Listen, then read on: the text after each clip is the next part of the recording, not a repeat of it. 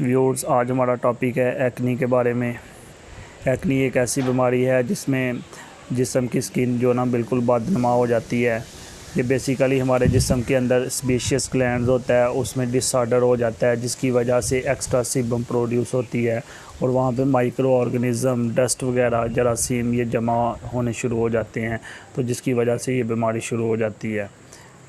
Start में सबसे पहले कॉमडोन शुरू हो जाते हैं, जिसको हम ब्लैक हेड बोलते हैं। ब्लैक हेड के बाद यहाँ पे सिस्ट वगैरह या और आलूदगी अगर पैदा हो जाए तो माइक्रो ऑर्गेनिज्म जमा हो जाते हैं, जिसकी वजह से स्किन मज़ीद बदनुमा होना शुरू हो जाती है।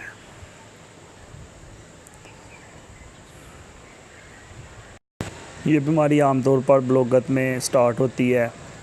इसके ट्रीटमेंट के लिए जो ना टॉपिकल थेरेपी यूज़ की जाती है, जिसमें हम क्रीम वगैरह, लोशन वगैरह जिस्म के ऊपर लगाते हैं।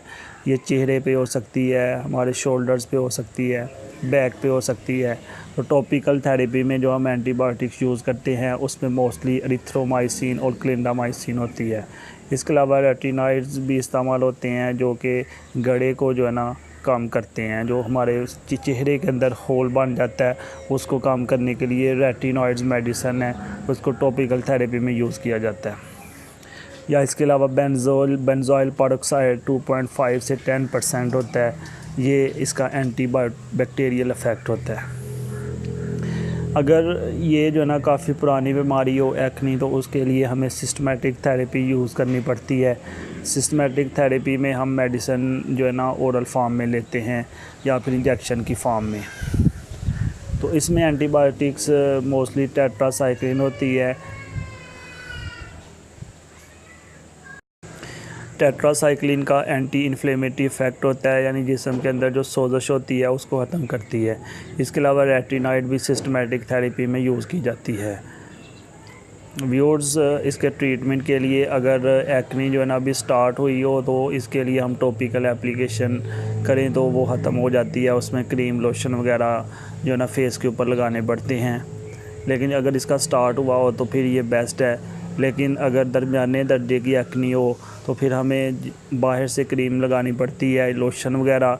इसके अलावा ओरल फार्म में या इंजेक्शन फार्म में हमें मेडिसिन यूज़ करनी पड़ती हैं।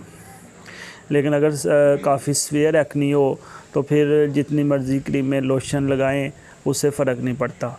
थोड़ी देर के लिए ऐसा फ़ील होता है कि बेहतर हुआ है, लेकिन उसका हमला पहले से ज़्यादा शिद्दत इख्तियार कर जाता है। तो सीवियर एक्नी के लिए हमें ओरल फॉर्म में मेडिसिन जो है ना रेगुलर यूज़ करनी पड़ती हैं। तो ये एक ऐसी डिज़ीज़ है जिसको कंट्रोल किया जा सकता है। व्यूअर्स, सेल्फ़ मेडिकेशन नुकसानदेह हो सकती है। अगर आपको कोई प्रॉब्लम हो तो आपको चाहिए कि डॉक्टर से मशवरा करने के बाद ही मेडिसिन इस्तेमाल करें।